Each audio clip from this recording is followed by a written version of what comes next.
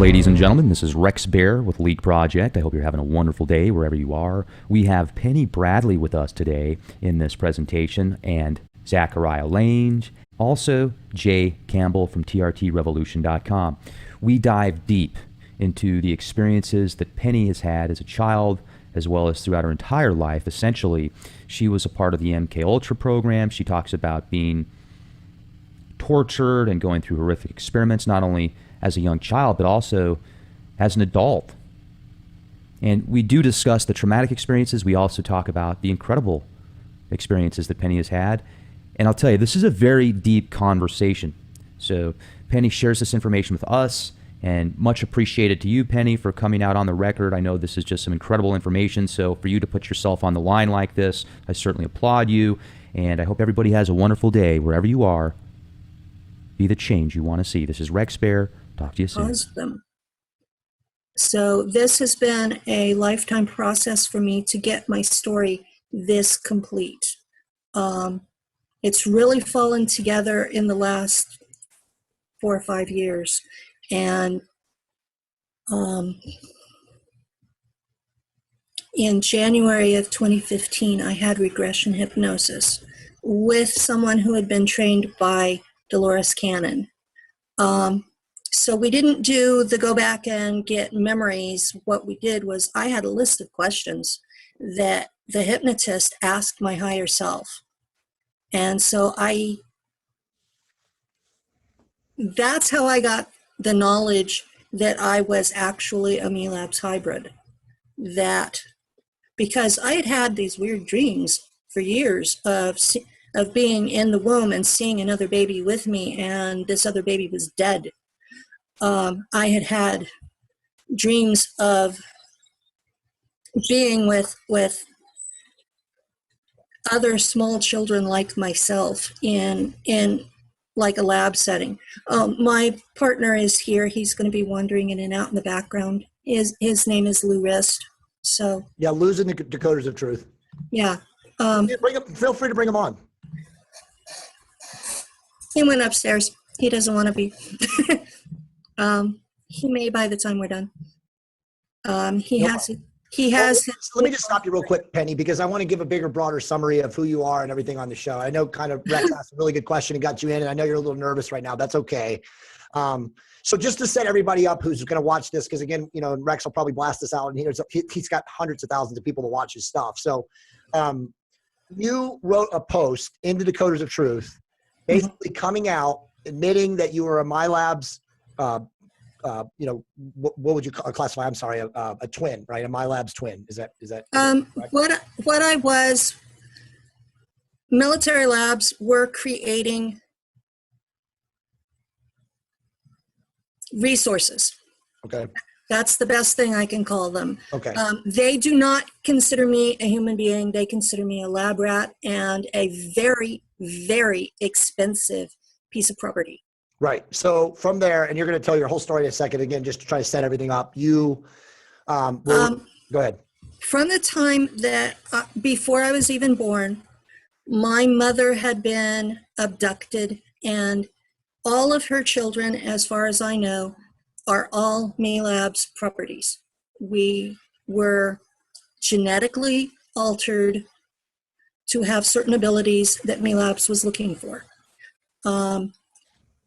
In the course of President Eisenhower trying to deal with the 3 alternative versions presented by the Jasons during his administration, he found out that at least one ET group was terraforming the planet for their purposes, and the United States was technologically unable to do anything about it. So MELABS, one of their things was to create a hybrid who could survive the terraforming. I'm one of those. Okay, so you mentioned your brothers or your sisters. Or how many brothers and sisters do you have? I have 5 living siblings, and there was one that was miscarried. Okay, and do you regularly communicate with them? Are they aware at all of this? They are absolutely without a clue. Without a clue, okay. Completely and totally in the matrix. And they think I'm insane. Right. And when they hear that, when they hear this, they are going to do a total denial of me. Right. Right. So that begs the question. So you've obviously had conversations with them about this, and they asking them if they recall or remember anything, and they just are in abject denial. No, I've talked to them about psychic experiences, and they were in absolute abject denial. But we are all very similar in some ways. We all have small birth defects. We are all O positive children of an O negative mother. We're all very high intelligence. Where are they? Are they in North America? Are they close to you? Yes, they're in North America, and we're scattered all over the West. Okay.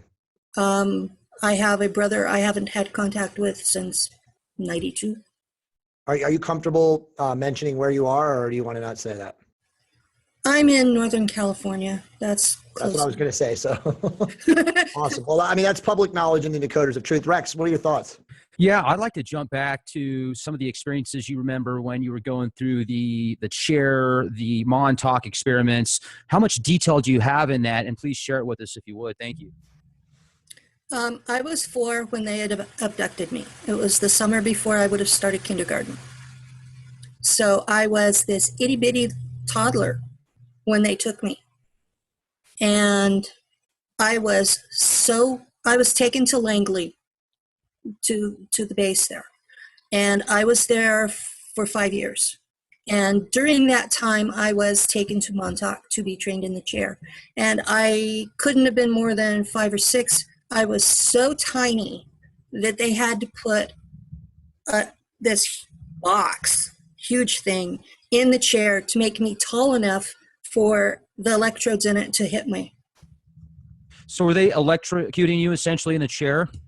The chair has points that have to make impact for it to work. Yeah, it uses electromagnetic radiation. You are strapped in tightly, and when they start the waves, your psychic ability controls what the chair does. And the flashbacks I have of it are these just rings that are coming at me in a wave pattern. And in the center, I can see the target where I'm going. And I was told, stay in the center, because if you go to the edges, you can get lost. And that's how they lost a lot of kids, was they didn't stay in the center. Where did they take you? For the first place you remember going? I remember going to a place in the late 1800s, and I wasn't there very long, but it was what we today would call a grocery store. And on the outside, they had these wooden baskets, bushel baskets full of apples, and they had them stacked, really pretty. And I was supposed to bring back 1 apple, and I wasn't allowed to eat it. So when I got back, I had my apple in hand, and then they apparently sent somebody else to put it back. So you were like Eve. Huh? You were like Eve. You wanted to buy it from the forbidden apple. Well, I was a kid. That's awesome. You know, I was so real quick, Penny, Zechariah Lang just joined us. Zach, say hi to Penny. Hi, Penny. Nice to meet Hi, you. Zach.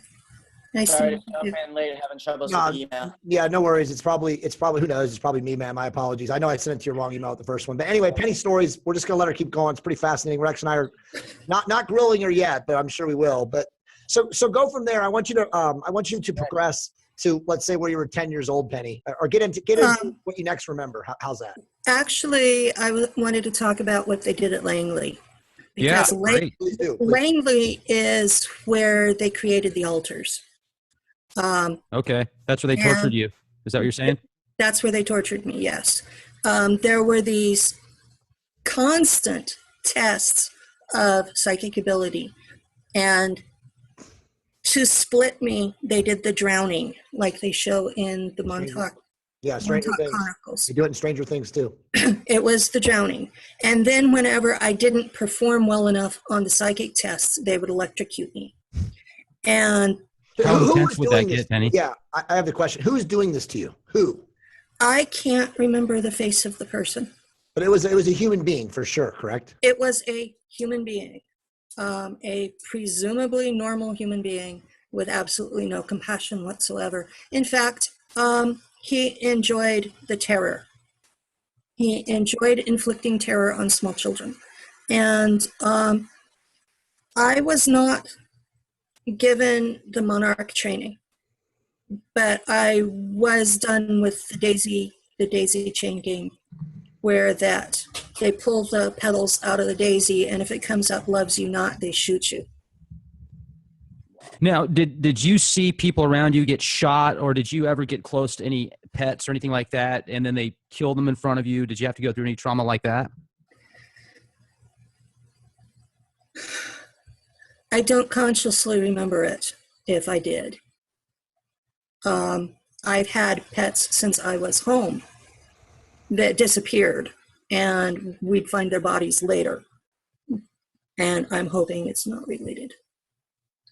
But I was in the hands of these people for 5 years, and I wouldn't wish that on my worst enemy. So it would just be for like the weekend? You'd go just be a few hours a day? No, they kidnapped me when I was 4, and they kept me there. I was a prisoner in a section that looked like a hospital, and I was there. So, I mean, it's the same story of Stranger Things, as you know, Rex. They have like hospital ward rooms. That's what it was like. I was there, and the only times I wasn't there was when they took me to Montauk. So let me ask you this: were you ever around other children like yourself? Were they put you together to see if there was any kind of connectivity or social interaction, or were you always isolated? I was mostly isolated, and a lot of the playtime was to see if we could keep a secret. We weren't supposed to talk about what we were doing, but they were testing me to do remote viewing, and I can do it. I'm just not good at it. I don't get the clear picture that some of the other kids got. So I got electrocuted a lot.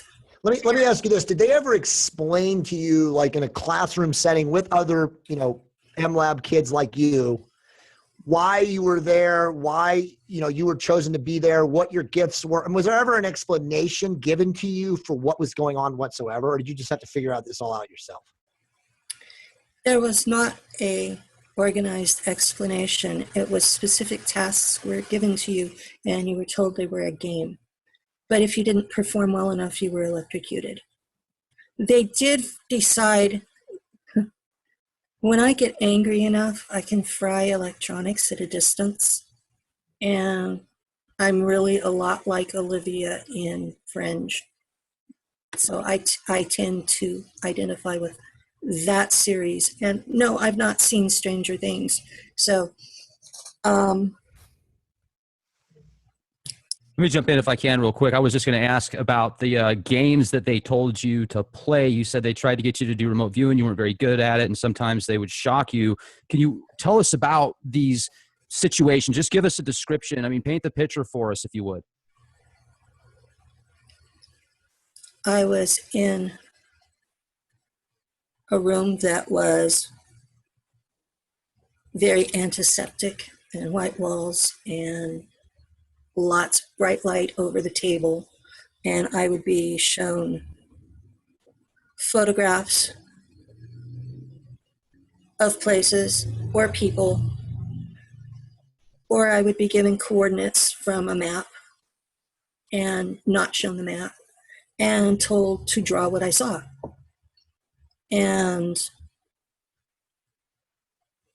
Or to read the person's mind and tell them what the person was thinking. And it wasn't always in English. And if it wasn't in English, I didn't have a clue at that point. It was being dumped into testing without parameters, without knowing what the goal was. Looking back on it and knowing what I know from research, I know they were testing what my abilities were. But like Olivia, most of my really good abilities come out when I'm scared. Can you explain that? I almost have to be in sheer survival mode to be able to access the frying electronics and reading people's minds at a distance and knowing what someone is going to do ahead of time. I have to be really basically terrified to be there.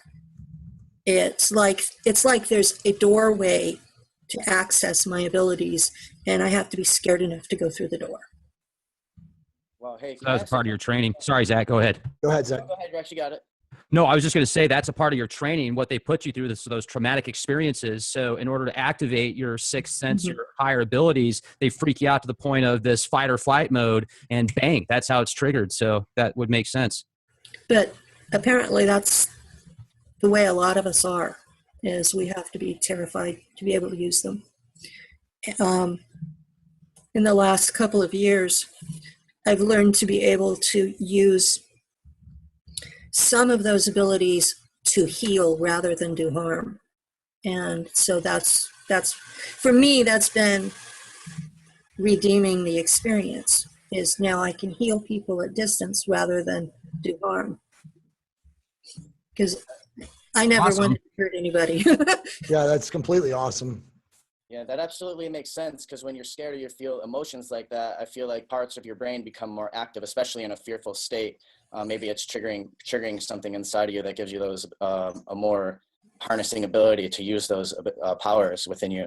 I do have a question. That sounds super interesting. I was wondering if you can maybe share a story or like an instance where you did have to use some of your abilities out of fear. Like if you can describe one of the situations, maybe where you did fry, like a microwave or something around you. Is there a story that you can let us know about? There was one episode just about a year ago when I was pulled in my sleep to do a mission. And I woke up in the middle of it. And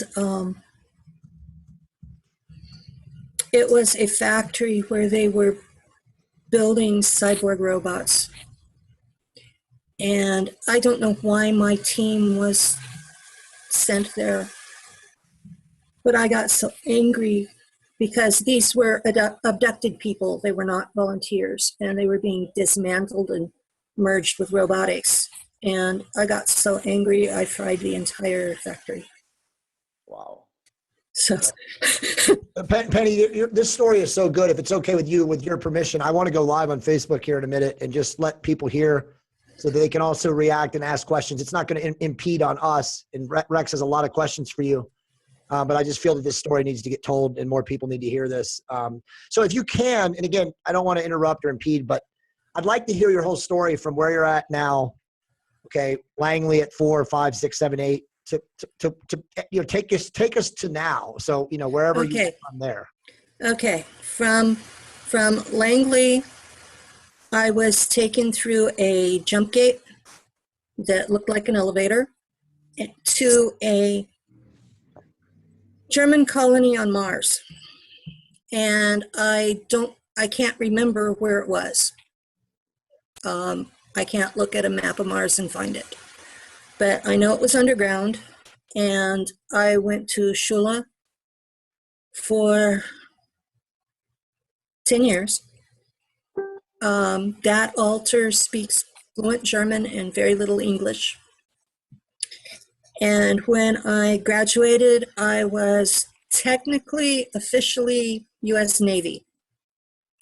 And I usually wore a U.S. Navy uniform. But I was on loan to Mars Defense Force. And I was a lieutenant. And I flew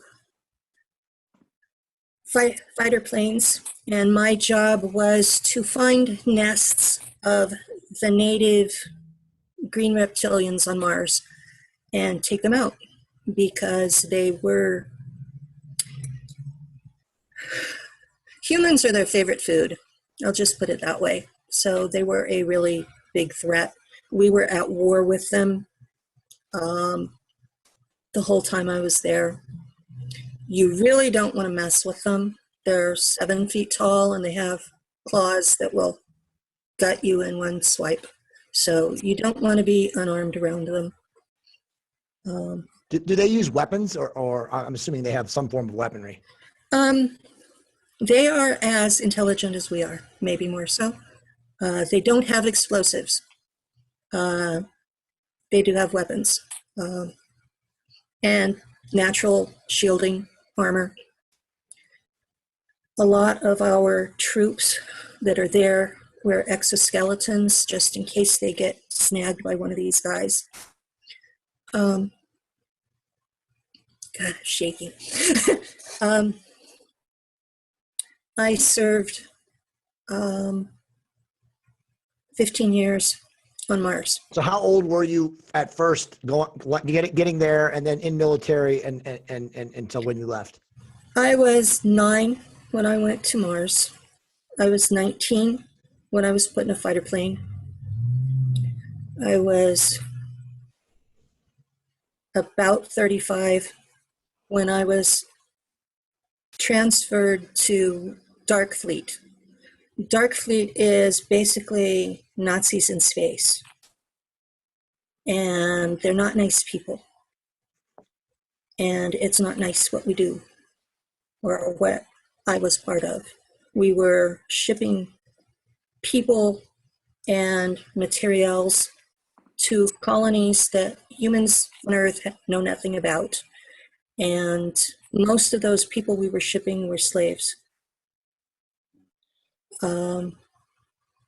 Would you be, sorry to interrupt, would you be able to maybe describe what Mars looked like or what type of terrain it was? Because I think like the mainstream idea is that it's let us there in the wasteland planet. Do you have any recollection of what the planet looked like? Was there water? Was it, you know? There's not a lot of water above ground, but there is below ground. You dig a little bit and you can find it. There are trees. They're not like the trees here in California. They're more like the trees in Eastern Oregon. They look more like junipers, and they're really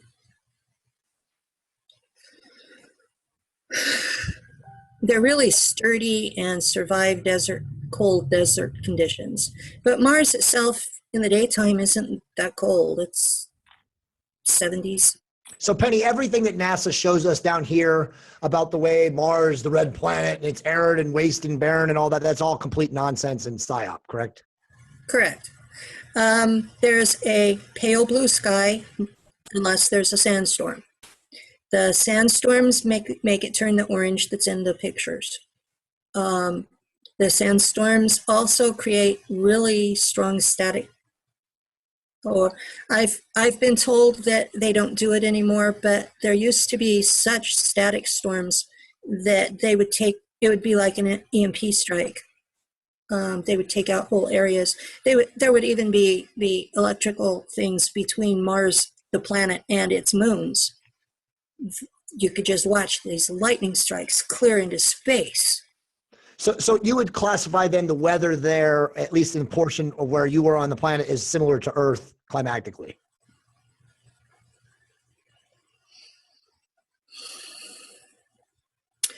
Similar to Arizona in winter.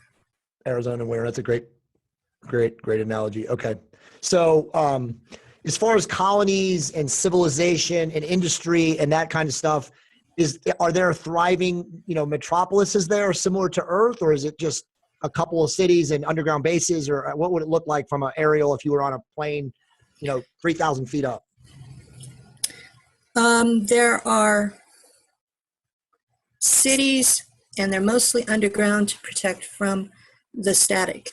Okay. There are also other races there, Right. That's what my next question was. and they have their assigned territories. And for millennia, they had been fighting amongst themselves over territory. And the Germans came in and formed colonies in the area assigned to the Alpha Draconians, because they have the Germans have an alliance with the Draconians. And so they came in, and the Draconians were much hated by everybody else on the planet. So it's like we came in on the devil's side. Everybody hated us. So question about the Alpha Draconians. You mentioned green reptilian, 7 feet, vicious, could carry you in half with the claw. Are they Alpha Draconians, or is this a separate reptilian race? It's a separate reptilian race. So the Alpha Draconians are much taller and much smarter and much more psychically aware? Yes, they range from 13 to 15 feet tall. The royals and the warrior class. Their worker class are smaller, more our size. So would you say they're engineered similar to like you were? If they were engineered, it was thousands of years ago. Wow. So you would classify them as far more advanced species, race of beings than we are? In some ways, yes. They're a much older species. Reptilian races don't evolve quickly. They stay stable over time, much more than we do. So you said there's other races. I don't mean to interrupt you. There's other races on Mars besides the Draconians, besides the green reptilians. Who would they be? The next one is ET, and they are the mantids, and they are really intelligent and really alien in their thought processes. So when you say really intelligent, are they complete mind readers, like completely clairvoyant and telepathic? Yeah, and they have high tech. So if a human like us, so sapiens, and you're obviously engineered, so you're higher than us, but if Zach, myself, or Rex came into a room with them, they would know exactly what we were thinking without us even having to think it. They would know exactly what I was thinking without me having to think it. Wow. Well, let me ask you one question about let me ask you a question about the mantids, and relay it to, and Rex, jump in here in a second, but Dr. David Jacobs, who Rex has had on his show, who's like the foremost abduction researcher right now on the planet, right? There was Bud Hopkins and the other guy, and now that guy's dead and Bud's no longer here. And now David has picked up the torch, and he's written 3 fascinating books, which I've read all of them. And he says that the mantids are the race that is in charge, and that the reptilians and the grays and these other beings that are abducting humans are all following in this hierarchical, level underneath the mantids. Is there any truth to that you know of? If they're doing that, it was at a level I didn't have access to.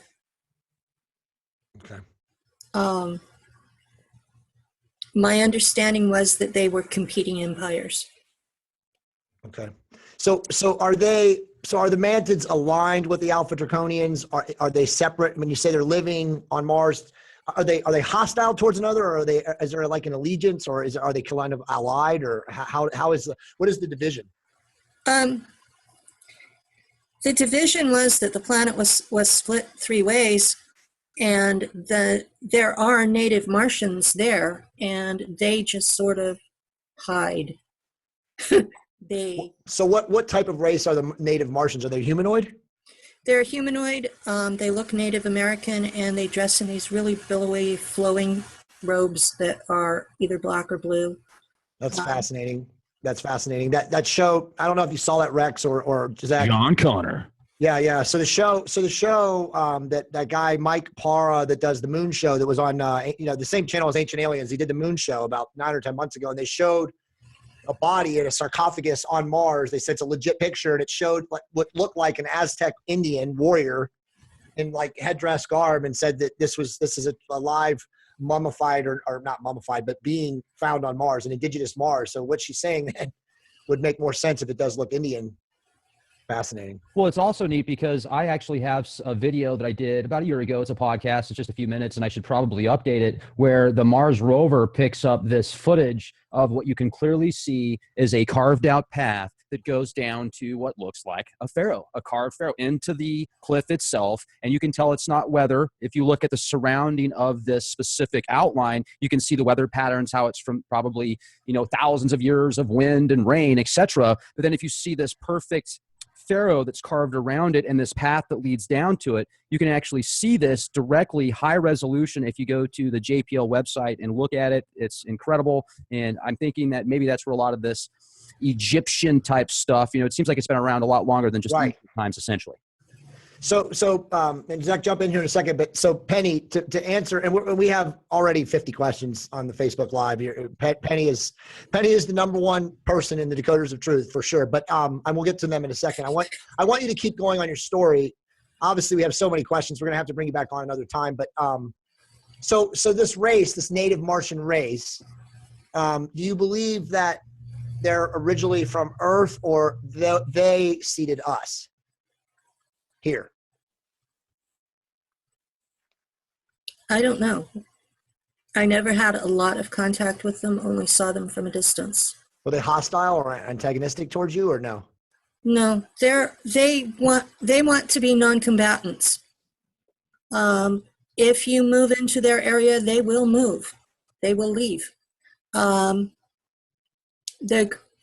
green reptilians, I have to really think about it because my altar calls them Lizzies, Wow. which I'm sure is an insult term. That's what Princess Diana called her. Yeah, right. That is true. That is true, Rex, right? Absolutely. Yeah, that's insane, man. But they like to eat the natives first. If they can catch one of the natives, that's their favorite food. If they can't catch one of the natives, then they go after humans from Earth. So this green reptilian, and go ahead in a minute, Zach, and Rex, we will get back to what you're talking about here in a second. We want to talk more about Montauk and MK, but real quick, the green reptilians. So who are the reptilian? And there's questions, and this will answer some of the questions coming from Facebook. But the reptilians that are on Earth, right? And you and I have talked, the Nagas. Mm-hmm. Are they related to them, or is this just a separate species that just comes from wherever they come in the universe? There is an underground race on Earth that looks very much like the reptilians on Mars. Okay, so they must be related. And they are known to the Native Americans as man-eaters. And that's the only one of the underground races that the Native Americans avoid. Okay. But they're very much like the ones, the Lizzies on Mars. I don't know where either race came from originally, because part of their propaganda is that they all came from Earth and they're older than humans, therefore the planet belongs to them.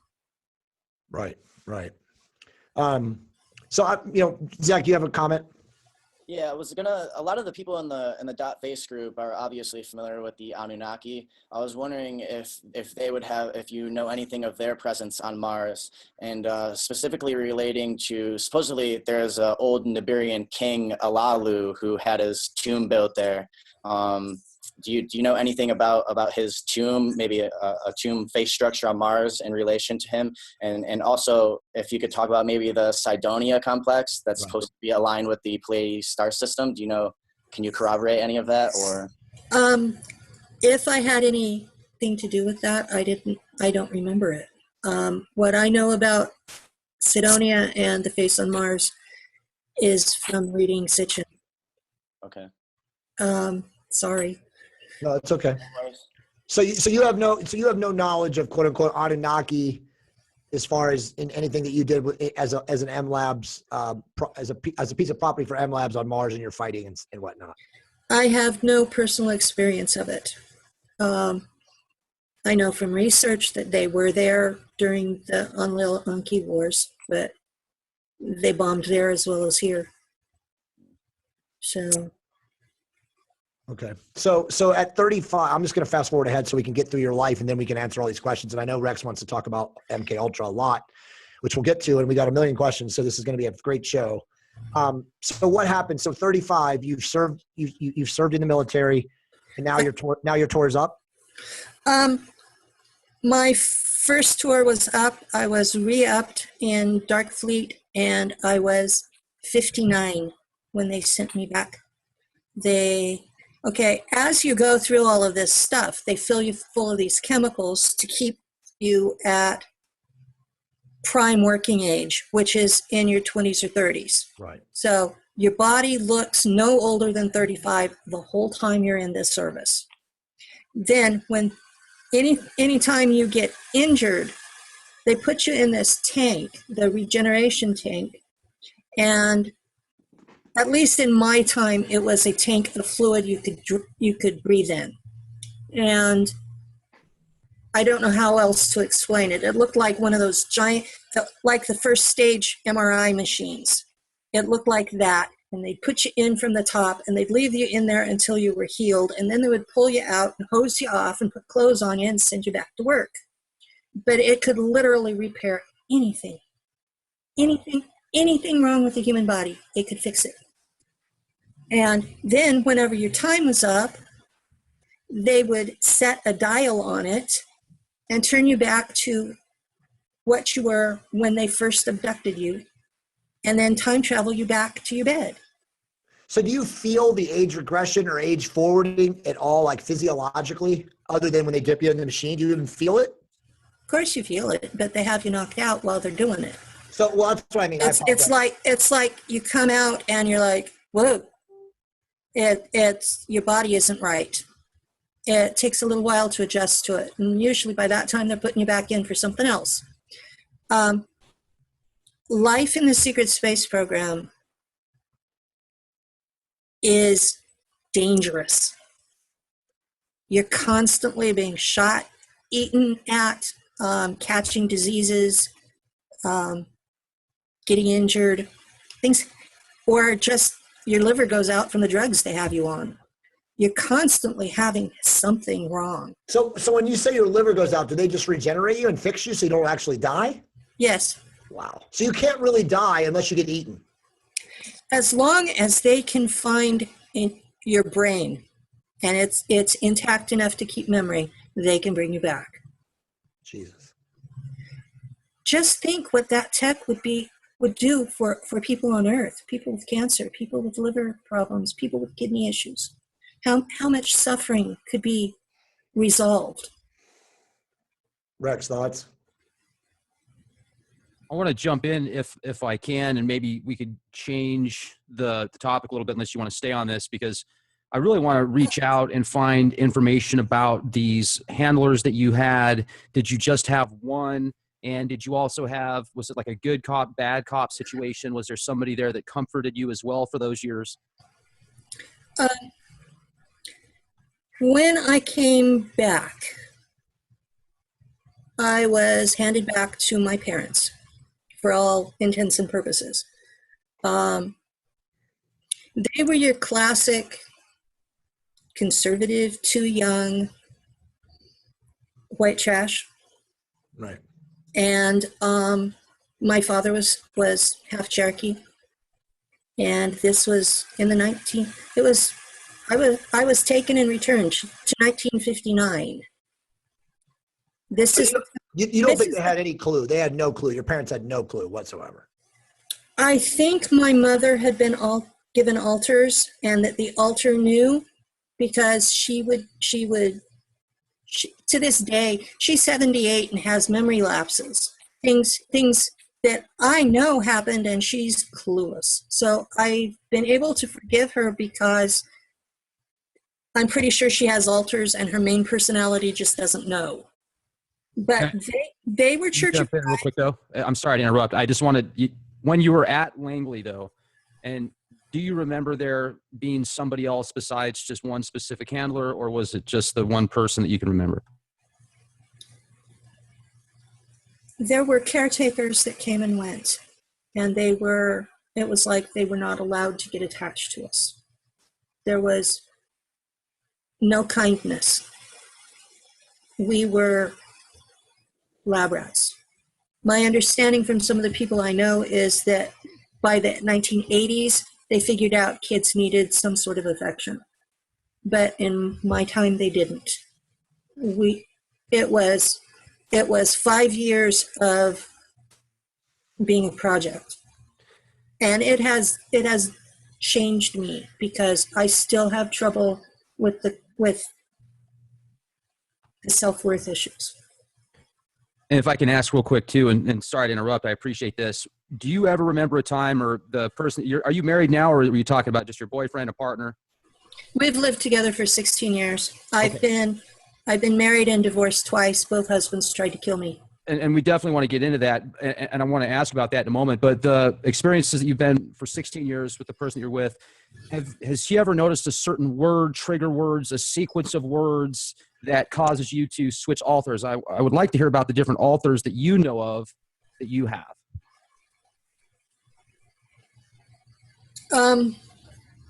I had 3 that I was aware of, and I named them. It was Penny, who is my main alter, who is my main me. And then there was Louise, who was able to survive anything. That's the best way I can describe her. And Rebecca, who just wanted to die. And I finally got them integrated together 3 years ago. So before you had the regression hypnosis, you figured it out. Before I had the regression hypnosis, I knew I had been going to therapy for years, trying to get the 3 of them to integrate. I mean, decades. So when you told therapists this, did they just think you were insane, or did they actually give you credibility? I never told them about Me Labs or MK Ultra. Right, but the 3 people, the 3 separate egos or alter egos, you did tell them that, correct? Yeah. And they were okay with it, or they just dismissed it? Probably prescribed you medication, I'll bet, didn't they? Off and on. They thought I was coping pretty well, and they shared memory, so I didn't have memory lapses. And for DID, I was functioning pretty well. I wasn't a danger to myself or anyone else. They were more concerned about the occasional bouts of depression. Well, yeah, if you have an avatar that just wants to die, I'm sure that's, a threat to you, and, obviously. Yeah. In August, tail end of August, early September, was when the one from the secret space program came up. She calls herself Penelope Valkyrian, and I don't know if Valkyrian was her unit or the last name she chose to use, because the Valkyrie were flying women who attacked. So she was a fighter pilot, so it could have been her unit, but she's using it as a name now when she talks to me. So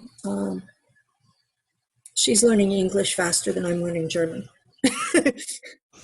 So we're making progress. She didn't like being buried for 60 years. So, Zach, thoughts?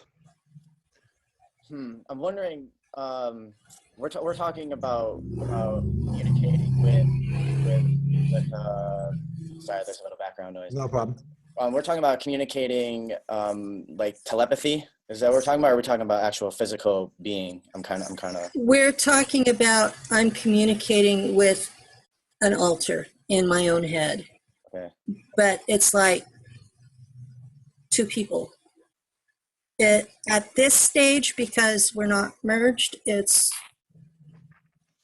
similar to what most people would consider possession. You have a voice in your head that's not you. Right. Are there some sort of signals that you get when you're receiving transmission, or? I hear her. Words, voice. It's just not physical. Right. Do you lose consciousness when you hear when one of your alters tries to connect with you, or are you totally lucid and aware? I'm totally lucid and aware, but I don't know if I have. I haven't seen triggers like they're talking about. I don't have missing time.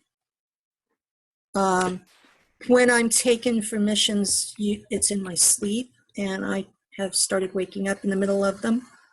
So are you actively being taken for missions now, or are you done? You're decommissioned, you're done. I'm actively taken. Wow. So as soon as they take you, then they age regress you again? No, they take me for things that the body isn't important. Just the psychic ability is. So explain, like, give us an instance. Like the one I talked about where my team was supposed to take out this factory. Right. It was, I was there, I did the job, and I was back. Was there long enough to do it. I woke up in transport, so I don't know how long I was gone, but it's hard to explain to someone who hasn't been through it. Right. But it's like you're never safe. Well, so if Rex and I kidnapped you, and we're not planning on kidnapping you, but if we kidnapped you and we took you to a Best Buy and we said, Penny, we want you to blow out the top level, highest level electrical, television system in Best Buy and just shut it down with your mind. Could you actually, do you think you could do it? I don't know. I haven't tried to do it real world.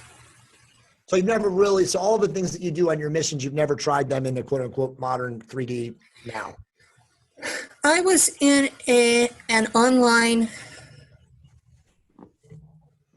support group. Okay. And we were talking about some of the things, and there were people in the group that the electronics in their house got fried.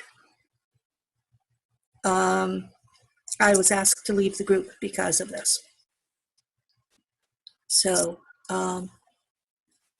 yeah, I had to turn the video off because just that much connection would mess them up when I was getting upset. So do you feel fear, or are you afraid or worried or nervous that you're doing this broadcast, and putting this broadcast out there in public, because it will be out there in the public? There's some fear. I was shot with a directed energy weapon on a trip in Nevada in July, and I've been shot through the walls in my house, my apartment here, twice since then. So that's part of my motivation for doing public, is if they're going to kill me, I want people to know why. So what do you feel like when you're shot with a directed energy weapon? Like, how does it feel, like, sensory wise? Like being hit with a log, except it's electronic.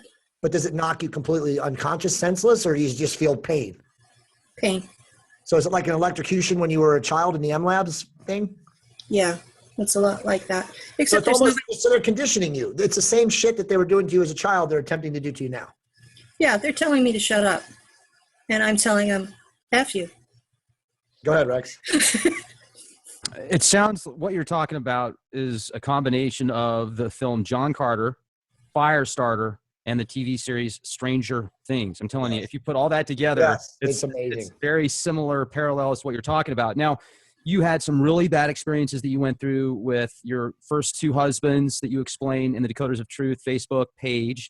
And if you could just, we don't want you to get too deep with us on things you want to talk about, but do you think they were connected to the stuff you went through when you were a child? The first husband, I don't believe so. I believe he was just immature and wasn't happy being married and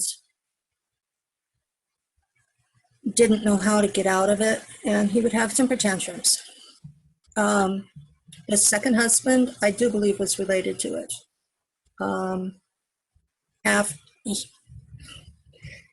After we got involved, I got definite psychic impression that he had killed people, and I asked him about it, and he said that it was during his time in Vietnam. Well, that was a logical explanation, so I accepted it. And after we got married, it turned out that he was a mafia enforcer.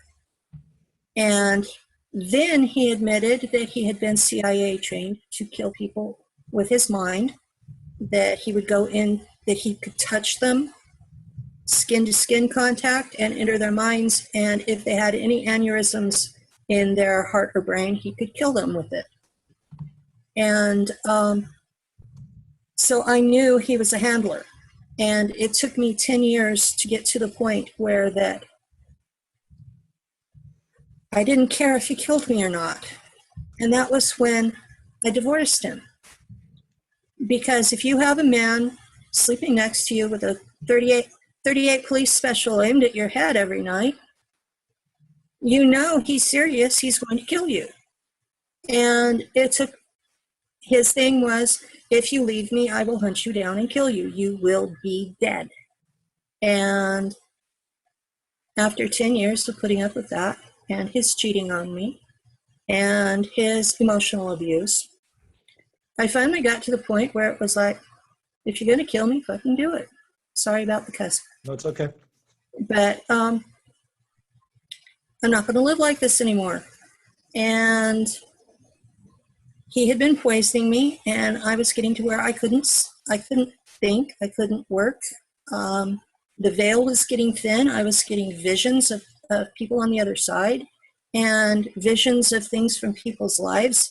One of them was, I was an Episcopal lay reader, and one of the visions was about my priest. And then one day,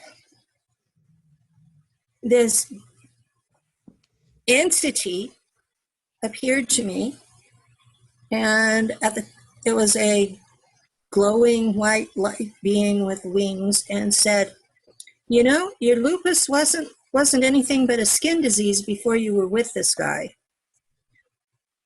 Start looking at what's happening to you. And then that was what made me realize I was being poisoned, and I decided that I had to do something. I couldn't leave. I still had a kid in high school. I couldn't leave this kid in this man's hands. And then he moved his ex-wife and their kids into my house, and it was just, I heard him downstairs. Well, we had a wood stove heater with a vent up into the upstairs bedroom, and I could hear him telling his daughter that when I died, they were going to use the insurance money to take the grandkids to Disneyland. So I knew he was doing something, but it took me a year to get blood test results that showed that it was arsenic. And when the blood test came out, then my doctor put me on lecithin, because by that point I was too sick for EDTA. So, but it took me a good 3 years to be able to work again. How did you get free of him? How did I get free of him? I kicked everybody out of the house that I wasn't married to or blood related to, except for his son that I had custody of from the court. Yep. I was the only person. Hello. I was the only person in that boy's life that had never been in jail. So the court gave him to me. So I had him and two of my kids and my husband. And then he and I fought over who was going to get to keep the house. And I finally got him to leave. And I filed for divorce with borrowed money, and he decided to fight it. So my mother, one of the good things she's done for me, sent me the money for the retainer for the lawyer. And the husband was threatening to shoot me. And I looked him dead in the eyes, absolutely as cold-blooded as I could pull off. And I said, you're going to have to choose between your guns and your vengeance. That if I have to get a restraining order, you'll lose your gun permit.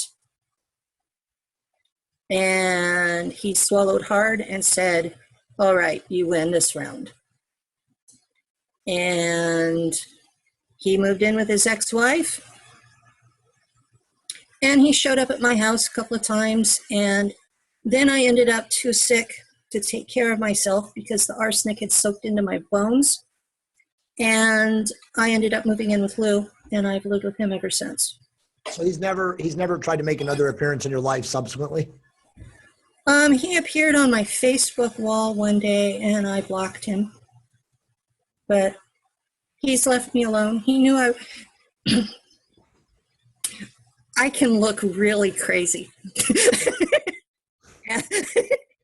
No way. This sounds totally normal, all of it. I can get this look in my eyes where when I say something, even a mafia enforcer believes me. So do you believe then that he was aware of who you were the whole time and he was just being paid by your handlers? Yes. Okay. Yes, I do believe that. Let me jump in real quick if I can, Penny. The experiences you're talking about are nothing short of incredible. I mean, just absolutely astonishing. If you could tell us about how you first discovered these experiences, Right. that'd be great. Oh, I met a man on Facebook, and I fell in love. And he paid for me to fly to Baltimore to meet him. And it was like we were in a 20-foot sacred circle. And while I was with him, he tried using Wizard of Oz triggers on me. Ooh, so he was using trigger words on you. Okay. Can you share those with us, or are those going to trigger you? They didn't. Words. I won't ask for all of them. They didn't trigger me the way he wanted them to. So they wouldn't trigger me, but they might trigger someone listening to the broadcast. So when you said you fell in love with him, so he was a plant again from your handlers, and it was an experiment to get you to the East Coast. Maybe. He threatened to take me to Langley. Actually, he was offering to take me to Langley. He still is a Facebook friend, actually. But I had made a psychic connection with him before. I even read Eve Lorgan's book about love bites because I thought he might have been one of those. But we still have a psychic connection between us. He's very ill at the moment and has been getting transfusions, and I feel the needles when he gets his transfusions. So you think he's an MLab rat like you? Yes, I think he's an MLab rat like me, and my alter Penelope remembers him on Mars. So one question I want to ask you because it's relevant to what we are right now, and I have so many questions, and I know Rex has a bunch of, I'm sure Zach stuff too. And again, I echo what Rex said, Penny. This has been absolutely fascinating. I'm sitting here with like a lot of hairs all over my body standing up. Like, you know, I'm in awe right now. It's a very harrowing story, and I'm really sad that you've had to experience this. And this world is a fucked up place, man. I don't know how else to summarize it, but the question that this woman has, and there's so many, but it's very relevant. She said, are many of you, meaning your MLabs cohorts, are they going through life completely unaware, mind erased? And before you answer that, do you feel that is your brothers or I'm sorry, your siblings are exactly that answer? My siblings are exactly that answer. Most of us, the seals held. If they had not been harassing me my whole life, if they had just let me live a normal human life after they sent me home, mine probably would have held too. It's the constant harassment. And I was diagnosed in 1982 with systemic lupus. And when I wasn't dead in 2000, my doctor changed the diagnosis to fibromyalgia. But talking to others who have been through this, we call it age regression sickness. And it's basically like your body's saying, whoa, you did too much, it's time, you're done.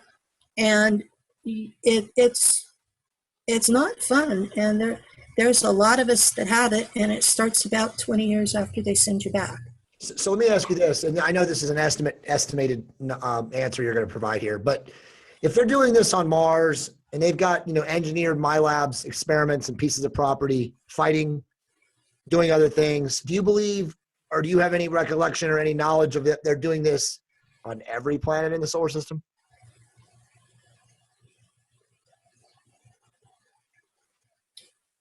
As far as I know,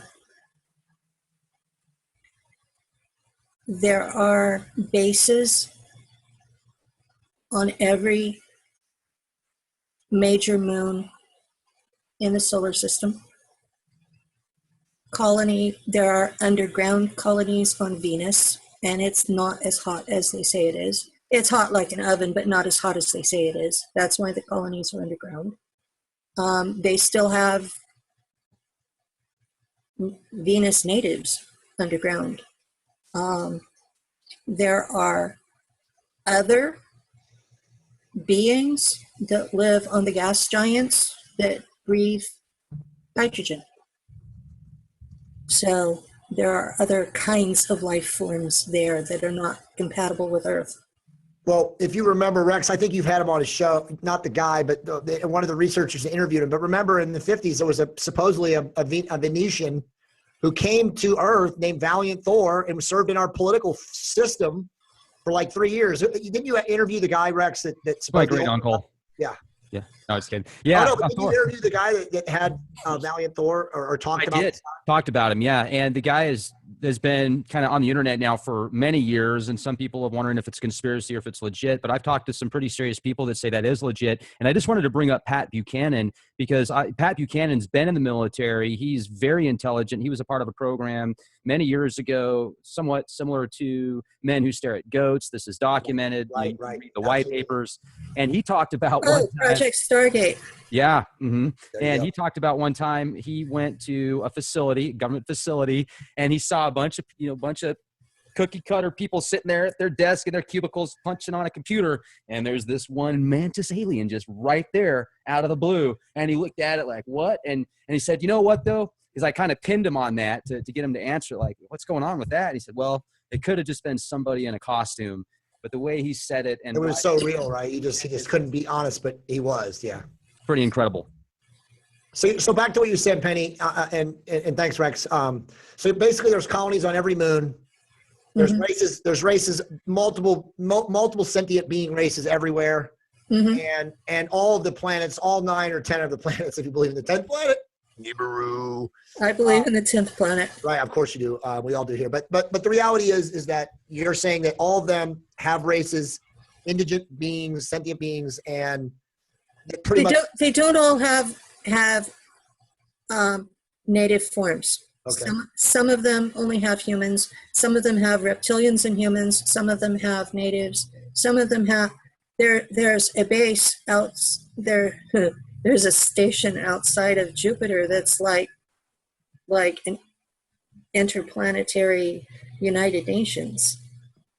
There's lots of critters there. So all the travel then between planets. I mean, obviously we've talked about this on the Decoders. You know, Rex and even Zach was on that episode. We talked about what is it? What's the movie? The recent Jupiter Ascending? the most recent movie about travel, Interstellar. Okay. So are you saying then with all these races and this travel to and from planets, they are bending time to travel? It's not like they're using like rockets from NASA, correct? They're using Stargate technology left over from the Builder race. So the Builder race is whom? Nobody really knows. It's way before the Anunnaki were here. Makes sense. And they range from 30 to 60 feet tall. So that's why Tellinger has that footprint that looks like a 50-foot person or a 50-foot humanoid being. Okay. This is 17 toes. This is so mind-blowing. So Well, you're still. You need big feet if you're going to be that size. Yeah, obviously. Well, I mean, again, if you look at, Michael Tellinger's in our group, so we can give him a shout out, but his book, The Temples of the Anunnaki, you've seen it, Zach, you've seen it, Rex. He has a footprint, it's somewhere in the northern plains of Africa, or it's right north, I forget, of Tanzania. And it's a monstrous footprint. And it's proven that it's like literally they've carbon dated or age dated it. It's 6 million years old. Mm-hmm. So amazing, man. Well, I mean, we've been on right now about an hour and 20 minutes. we're still on live on Facebook. Is there anything before we just start hitting you with rapid fire questions? Is there anything else about your story that you want to get out right now? There's a lot more people like me out there than anyone guesses. So what would you estimate, and I apologize because I was going to ask that question, what would you estimate how many people are actually out there right now on planet Earth like you? At least 1 million. Wow. Let me jump in real quick Worldwide. after. Go ahead, Rex. That's a lot. Now, what I want to know, please, is I don't know if this was answered, or maybe I missed it, but when you were deprogrammed, essentially, you said you met somebody on Facebook, they deprogrammed you by doing the Wizard of Oz programming or Wizard of Oz code, etc. Did you have any of these memories before then, and what was that? I mean, you talked earlier about hypnosis regression that you went through. Okay, I started with mostly dreams that didn't make sense. And this was just a few years ago, or is this always? This was like prior to 5 years ago. Okay. I had all these dreams that didn't make sense, and they felt real. They felt more real than regular life. And I couldn't make heads or tails of them, so I didn't talk about them. And then I met this guy, and he took me to the then new Wizard of Oz movie. The series? No, it was the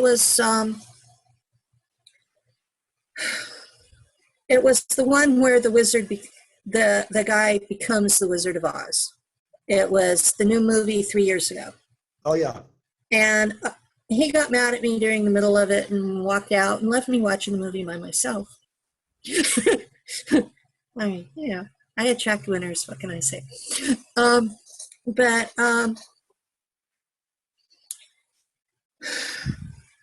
When I came, I was fine. I didn't notice any changes until I came home, and I wasn't with him anymore because I was with him 11 days. Came home, flew back, and suddenly there were weird visions, and I was lucid day and night. I'm still lucid day and night unless I take something to sleep with. I was in multiple dimensions at once, seeing and hearing beings that I had just glimpsed before, and now they were part of my daily life. And I talked to several people. There was a witches group on Facebook that said I was insane, and they all blocked me. And I ended up in a group of Gnostics, and they had me go to a lady that removes archonic implants. There you go, Rex. Was that Alexandra Metters? I don't know what her real name is. Her Facebook name is Mother God. And she did excellent work. And I could feel the difference when she was done. And that was in October of 2014. And then it was like the visions I'd had before were suddenly on steroids. And I had all these questions. And I went to the hypnotist in the following January 2015. What's the hypnotherapist's name? Oh, shit. I can't remember. She was in Tracy, California. I can get you the name.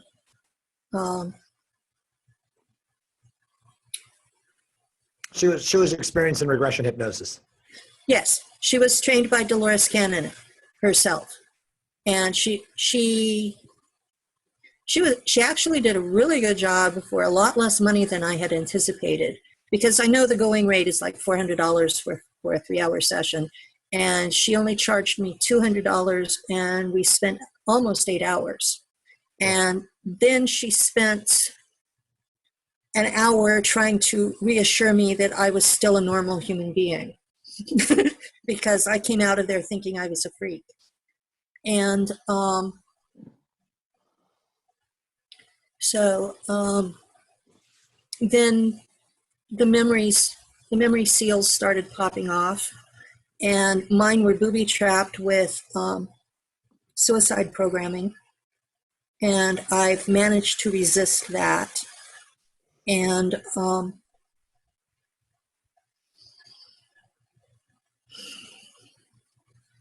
yeah. So we have a ton of questions, Penny. I'm going to ask Zach real quick before we jump into the questions. I have a lot of really good questions. Zach, thoughts? Man, well, Penny, I just want to say thank you. You're for coming on. You're super brave for coming on the show and coming on with this information and sharing your story with us. I do. So again, just thank you for that. And Definitely. so I'm grateful to be here with you. I do want to jump gears real quick, if I may, just going back to talking about all the different species within our solar system. What would you say is the general consensus of the human species in their mindset? Are we, do they want us to evolve to the point where we can integrate with them, or are we literally, do they just want to keep terraforming us and using us as an experiment? Great question, Zach. Go ahead, Penny. Different groups have different agendas. And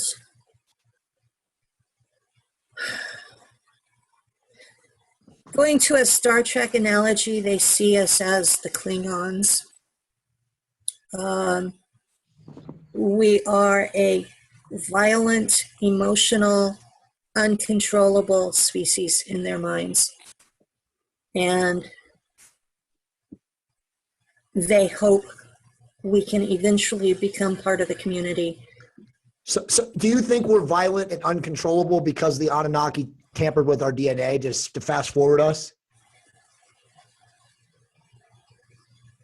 I see the violence as being part of the Anunnaki DNA. Right. Mm-hmm. They are more or less seen with the same eye. Right. I think I mentioned in a post about why the Anunnaki were stuck in 3 and 4D, and it's because they're egotistical and power hungry and violent, and we share that DNA.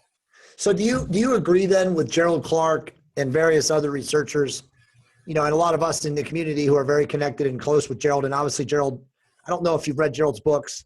We'll be sending them to you because you should. They're fascinating. But I mean, he's basically interconnected the ruling classes on Earth. And I know I'm going to take this question because you and I have had this conversation offline, but he basically believes still that they're still in charge of the quote unquote elites, royal families, monarchical dynasties, whatever you want to call them, the royal bloodlines.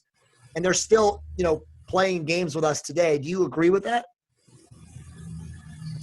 I believe that the Anunnaki are still playing games. I don't believe they're alone. Right. I believe that there are Alpha Draconians that are also messing with us. As far as Earth, I see the Anunnaki like state government and the Alpha Draconians as the feds. That's kind of the relationship they have. But between both of those species, they're completely in charge of this planet and we are their slaves. Pretty much. There you have it. And Right? they are working together with each other, you would say? Or are they fighting for control of us individually? I personally believe that the Anunnaki that are left in bodies and working on control are insane and believe their own propaganda that they're gods.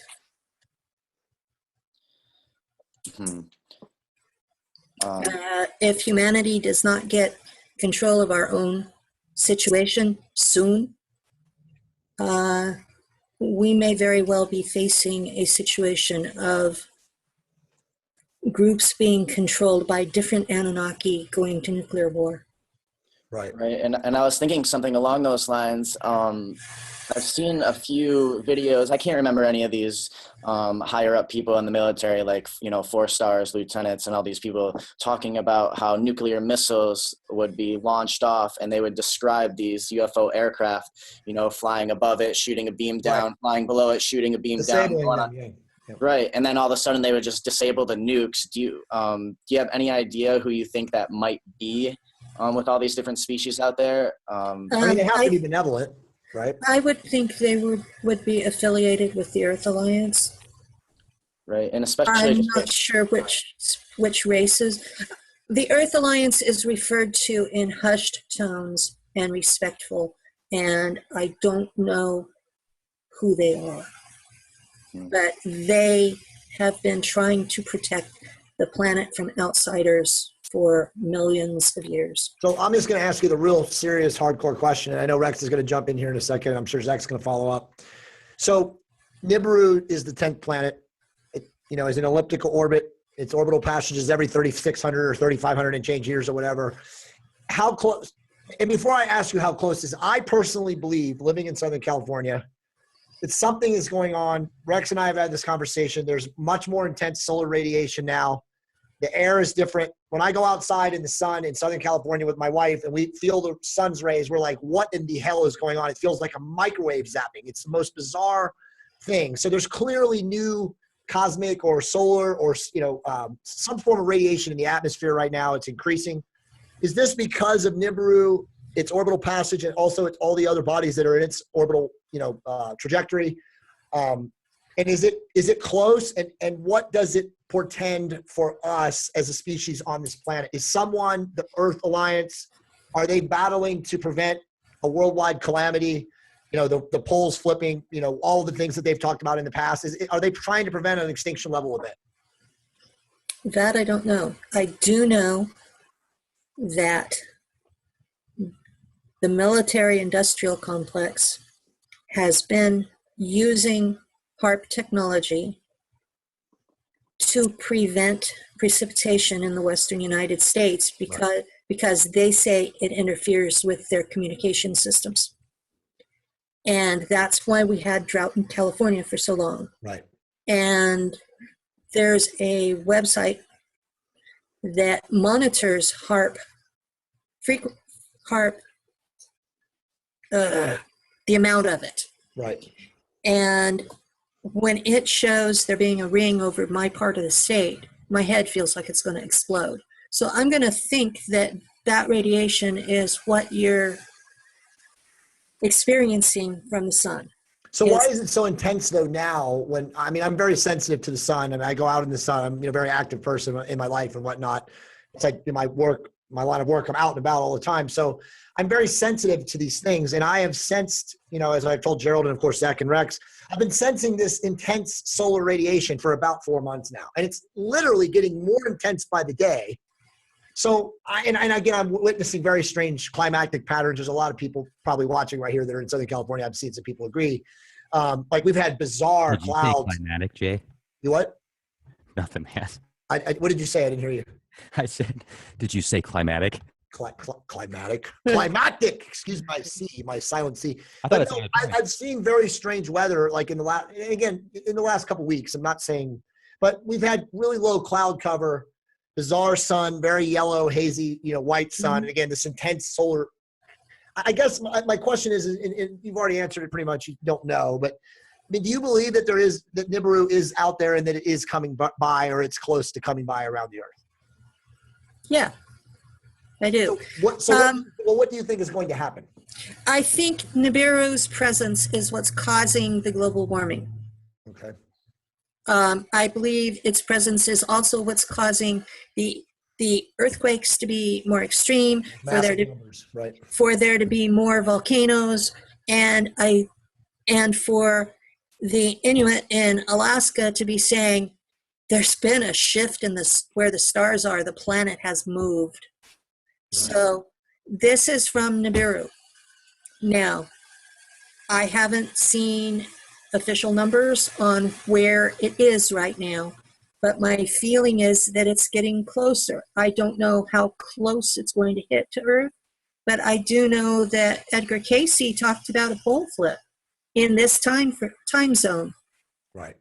So you don't have any contact with your handlers or anyone in the secret space program or the Dark Fleet or any of the places that you've been that have given you forewarnings about anything that's to come?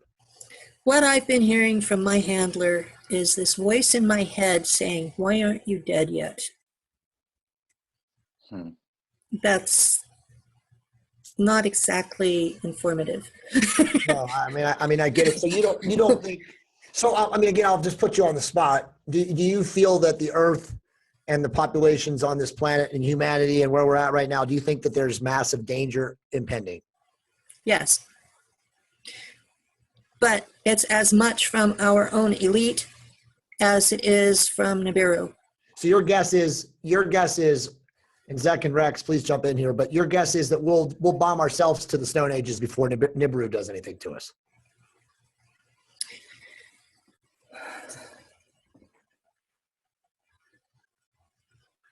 I think that when Nibiru hits, that we'll bomb ourselves into the Stone Ages. And that all that will be left are the colonies off-world. Under 5 years, longer than 5 years from happening, or under? The impression I've gotten from psychic sources is under 5 years. Fascinating. Rex, Zach, jump in here. Yeah, I'm wondering about, since we're thinking about Nibiru's passage so much and how it's going to affect us on Earth, I'm wondering what these other species on their planets are doing to prevent catastrophe on their planets and what's going on with them. I don't know if you get any readings or messages from them on how they deal with it.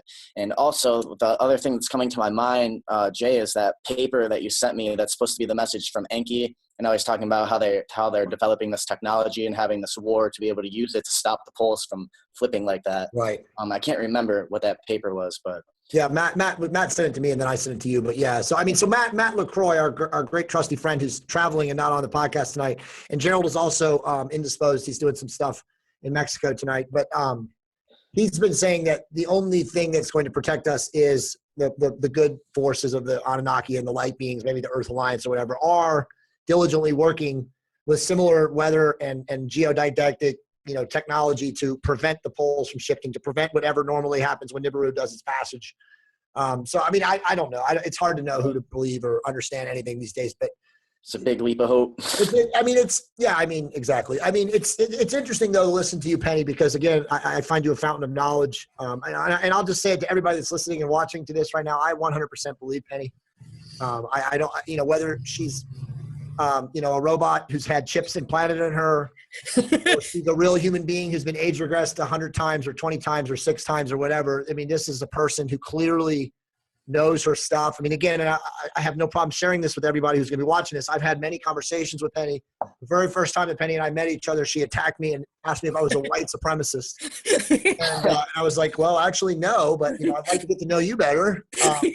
So Penny and I go way back now, and I believe her story, and I'm same as Zach. I wholeheartedly thank her for coming on tonight. She is a very courageous soul, and I just hope that this can motivate other people like herself to step forward and out of the shadows and share their stories, right? Because that's the only way we can break the silence of these sons of bitches that are in control of this planet and in control of this solar system. And any of you guys have any follow-up thoughts? I want to answer a couple more questions for Penny, but Rex, any thoughts?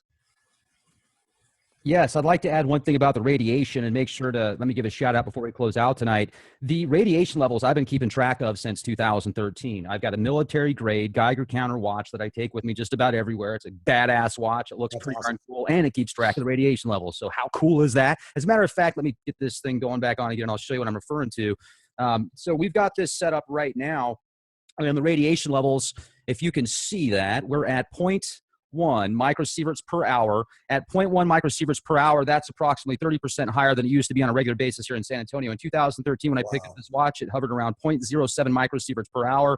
Now, some days you'll see it at 0.14 or even higher. I've traveled the country quite extensively, and the radiation levels jump up and down quite a bit. In southern Texas, levels are about 3 times as high. One time I was in Atlanta, they jumped 300%. But here's the craziest thing. When I flew to Anchorage, Alaska in 2013, oh man, I wish I had this on film, the radiation levels went from 0.07 to 4.2. 4.2 microsieverts per hour in the air when I flew to Anchorage, Alaska. And another cool anomaly one time when I went to Devil's Tower in Wyoming. Beautiful, beautiful out there. I'd strongly recommend Devil's Towers. They filmed Close Encounters of the Third Kind. It's just this crazy volcanic anomaly in the middle of nowhere. And the radiation levels outside of that park were the lowest I've ever seen. They were as low as 0.04. When I went right up to the tower and I put my hand up on the tower like that, the radiation levels were at 0.6. So they had gone up 15 times when I was touching the tower there. And I made a comment to my mom about that, actually, and she's not a conspiracy theorist. She's really down to earth. When I say conspiracy theorist, she's more mainstream. I think conspiracy theorists are brilliant. I mean, that's why we are conspiracy theorists, because we don't follow the mainstream. But regardless, I'm digressing here. I brought that up to her. I was like, the radiation levels, how they increase so much. And she said, well, don't UFOs leave radiation? When they have certain landings and stuff like that, they've checked the radiation levels. They were far higher. And I thought about that and I was like, yeah, you know what? You're right. So you never know. There could be a base underground. There was some reptilian shapeshifters. Bingo. Big time. Thanks, man. So I'm going to answer more questions. Zach, final thoughts real quick before we answer a couple more questions for Penny. Oh, wow, that was an amazing story once again. I have a lot of thoughts going through my head, but I think maybe we should give the DOT members some opportunity to maybe get some questions in the Penny. Okay, so Penny, I'm just going to give you some questions, some rapid fire ones. One person asked, there's so many, I'm going from memory before I look up at the screen. One person asked, how many people that are like you, you claim that there's 1 million of you guys out there on Earth right now. How many of you are diagnosed mentally ill or schizophrenic or bipolar or MPD? I mean, what are your thoughts on that? A lot of us are too paranoid to go in and be diagnosed. A lot of us are homeless. A lot of us are unable to have normal relationships. A lot of us are having weird flashbacks that we have no clue what they're about. And my impression is that the regular government wants to keep it that way, because if we don't remember, we can't implicate them. Good answer. Here's another one. I'm just going to rapid fire you. For people who are not yet aware that they were part of the program, what would you say are some very key symptoms or telltale signs to look for? That's a good question. Alters. Okay, you would have missing time, especially when you were a child. You would have times that you were abducted and you would think it was ETs, but it's really American military in ET costumes. You would have dreams of going down a dark tunnel with bright lights every so far down the ceiling. You would be afraid of boats. You would be afraid of jeeps. You would be afraid of small aircraft. You would be claustrophobic, afraid of elevators. Some of us have real revulsion for reptiles. A lot of your snake haters out there. Oh my God, my mom is a massive snake hater. But the biggie is missing time. Fascinating. So I'm just going to keep going. So are people like yourself, are you picked by blood type or is it genetic? I was picked because my mother was descended from Henry VIII. And my father was Native American. And the Native Americans and Jews and Aryans all have higher psi abilities, native. And that is that from bloodlines? Yeah. Okay, so the next question follows up to that. It says, does everyone who has an O negative blood have family connection to the Anunnaki? Before you answer, and are also people with negative blood types like O negative, are they more likely to be abducted?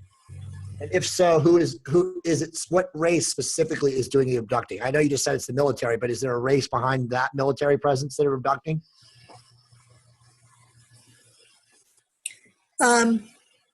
In my generation, they took O negative mothers because that was the only combination that worked for the technology, was an O negative mother with an O positive child. They seem to have gotten past that since then. But in my age range, people born in the 50s and early 60s, that was the only one that worked. The technology was developed by the Germans in World War II, actually before World War II, because they had a whole battalion of clones. Right. I've read that. And so they already had that technology. No, in fact, that clone army was sent to Antarctica before the end of World War II, right? I don't know what happened to them. I've seen photographs of them, but I don't know what happened to them. Yeah, I've read some stories from some of the great researchers, alternative researchers, who said that they were sent on U-boats and that there was literally like a force of 400,000 sent there. And then, as you said, the Vril and the Dark Fleet, they had technology in the late 20s and 30s. I mean, there's a lot of people on Earth, as you know. Jim Mars is one of them. Joseph Patrick Farrell and I are buddies. Cool. I've never met him. I read his book. Awesome guy. I'll happy to introduce you to him. But they're, both of those guys believe that the Nazis are still in control, and that's echoing essentially what you're saying, right? Because the Dark Fleet, the Nazis are in control. Right. With Operation High Jump, America lost. Right. And there's a question about that. I was going to go right to that. So we lost, and the Germans in Antarctica, Neuschwabenland, right, they sent their rocket, their the Hanabu, right? The Hanabu, right? Yeah, they sent their saucers to basically show the American government, we can attack you anywhere, anytime, anytime we want to. And by the time that Eisenhower was out of office, by the time Kennedy was elected, they were in charge of the United States. Right, like all those saucer flyovers in D.C. in the 50s was all Nazi technology. Yes. Right. Awesome. All right, a couple more questions, and we're going to wrap it up. In fact, the current election is basically nonsense because the Germans are running the place. So let me ask exactly. So I guess last couple of questions. So Rex is a big student of the Nag Hammadi and the Archons and the Gnostics and stuff, and I am too. And I know you're familiar with them too. We didn't talk at all about the Archons and the archontic parasitic creatures. And obviously all of us on our show have talked about the Dark Brotherhood and the Sons of Belial and these, entities that exist and inhabit beings here on Earth, probably a lot of our political leaders and whatnot. But what do you know of the Archons? And then we'll just end the show on that. I mean, what are you aware of them? My awareness of them is that they are plasmoid beings from another dimension. So they are what the government would call alien. ETs are physical and aliens are interdimensional. I don't know how long they've been here, but it's been a long, long time. And they are parasitic, and they can literally take over a human host, correct?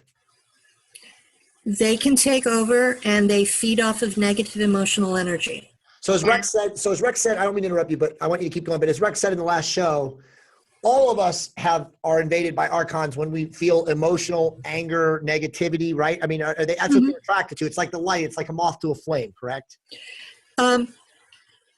If you have a lot of light, you don't even have to be negative for them to feed off of you. Wow. So the more aware of us, like the people in our group, we're actually a bigger beacon to them than people of lower vibration. Yeah. Jesus. Are you getting this, Zach? This is fascinating stuff, man. The more energy you have, the more they can feed off of you. And it's not just one. Since waking up, I can see them on people. And there are people that are just literally covered with them, where there's no light getting through at all. I saw one, Monica and I saw one this afternoon. We went to a house and we were listing a property, and the husband was being divorced by this woman, and she had cheated on him. And little did we know that she was down the street, and one of the kids went and got her, and she came into the house, and she literally was the most astonishing thing I've ever seen. Monica and I literally, when we left the house, she deep sixed the whole deal, and we left the house. Her face was literally vacant. There was no human life in her body. And we both said we want to go home and like do the circle chant, because We felt like there was so much Smudge. there was so much darkness around us that if anything, it could have just jumped right off of her into us. But I mean, I've seen it. I've seen it for sure in my life. I have no doubt about it. Yeah. So you're saying they attract when you're negative, you have this like low vibration. So when something horrible happens to you in your life, it's also an opportunity for them to go and gravitate towards you and feed off of you, correct? Because they're getting that negative energy. They arrange for things to happen to you so that they can do it. Wow. So they can actually prevent certain things in our reality to feed off of us. Yes. How easy is it to get rid of them? I've been able to remove them. I have more trouble removing their implants. I can get the archons themselves off of people rather easily, and they don't come back. But most people seem to have a hard time with it. So when you say they have technology, are they aligned with any of these other quote unquote, ET or other interdimensional beings? Or are they separate and they have their own initiatives? To me, they seem to be separate and have their own agenda. But I've heard about them being allied with Enlil and Marduk. That would make sense. Mm-hmm. So, Man, all this has got to make you think to really bring awareness into your present moment constantly and learn to control your thoughts. It's funny because I was literally just making that compilation video of Gerald's Anunnaki Right. Nibiru lecture, and he's talking about this stuff, like become aware of your thoughts because those are going to become your actions and go into your character. And it's So Penny, how would you know? I'm sorry, Zach. No. This is so mind blowing, and there's so many questions coming in. How would you know if you had an Archon implant or tech in you? assume you do. So almost every person most likely has them. It's one of the rules for coming into the planet is that you have to have their implants. And they start off as teardrop shaped. They almost look like rubber teardrops, and they're dark, and they grow with you, and they form these hair things. They're in between hairs and wires, and they're fourth dimensional, not three dimensional. But I've read that. I had one in my brain that was so big that it showed as an empty place on an MRI. And that was the most freaky thing I have ever seen. And the amazing thing is the neurologist says, oh, you have advanced cerebral atrophy and you're going to be dead in 3 years. So go take care of your business. That was 10 years ago. So it's funny. Here, and I still make sense when I talk. Well, Monica had a fibroid tumor in her uterus, that they did an MRI on when we first got together like 2 years ago. And they even showed us the picture of it, the radiologist screen, and it had teeth and hair. It was nasty. And I'm completely not kidding you. 5 months later, it was gone. And both of us were kind of astonished and like, this is a weird anomaly. What the hell's going on? Again, this is 3 years ago, but I mean, when I hear stuff like that, you kind of think like, wow, So I mean, so we're all born with them. So like, what makes them react or go off and set us off? And because I know, and I've said this before. I've had this conversation with Rex. I've had this conversation with Zach and Gerald and Matt. All of us are capable of unbelievable rage and anger. Right? Mm-hmm. There's times when we just don't know why we act like complete morons. Mm-hmm. And my guess is always, right. But my guess has always been that there is some force, and clearly where we're going with this is that would be what it is, that does feed off of our adrenaline and this biological cascade when we get angry, our testosterone spikes or our estrogen or whatever, and all those things are happening. So it makes a lot of logical sense here and stands to reason that this is what's happening, that they are feeding. And as they feed, it sets up more adrenaline, cortisol, and all these other biological cascades to make us react emotionally and irrationally. Would you agree? I agree that the archons are behind most of that. Some of it is just out of control. Humans who are also addicted to their own adrenaline. But so the next question is, most of it is archons. So the next question is then, so are they really in control of our rulers, of our political structure? Are they in control of pretty much all the power hungry, power mad people on earth? They would be in charge of, they would be controlling the individuals rather than the structure. The structure is more Anunnaki and Alpha Draconian. So the Anunnaki and the Alpha Draconian don't give a rat's ass about the Archons. Not really, no. This place truly is a prison planet. All right, guys, we're gonna wrap it up. There's so many good questions, but guys, we can't answer them all. So one last question, and then I want Rex and Zach to have final thoughts. And again, Penny, I don't know how to describe how excited I am for you to tell us all this stuff. I mean, it's negative stuff, but it's amazing, and we appreciate it. But the last question is, how can we prevent? What can we do as humans right now? Going into nature, meditation, mindfulness. What kind of stuff can we do right now to ward off the Archons or to try to stay Archon free? Oh, gee. Stay in control of your thoughts, like Zach said. Try to stay in a zone where you're not reacting to things.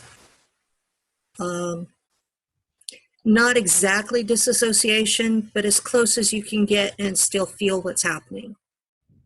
The more in control of your reactions you are, the calmer you are, the less they have negative stuff to feed off. The